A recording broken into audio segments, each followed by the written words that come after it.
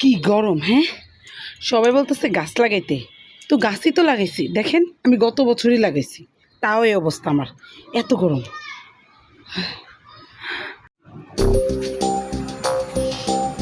এই যে কত গাছ লাগাইছি, হ্যাঁ, কত গাছ, এরপরেও এত গরম। আরও আছে, ঘরেও লাগাইছি।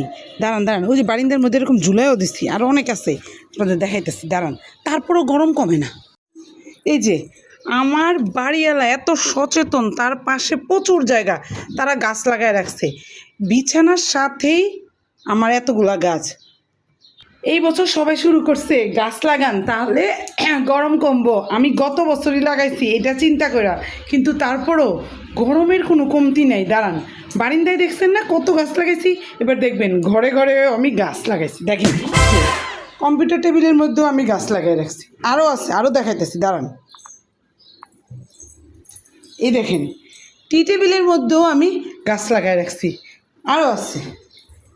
এই যে বেসিনের মধ্যেও গাছ লাগিয়ে রাখছি, তারপরেও এত গরম।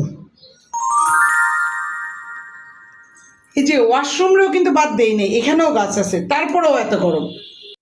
ও, ঘরের ভিতরেও তো গাছ আছে, এই যে রাবার গাছ আছে, ক্যাকটাস গাছ আছে।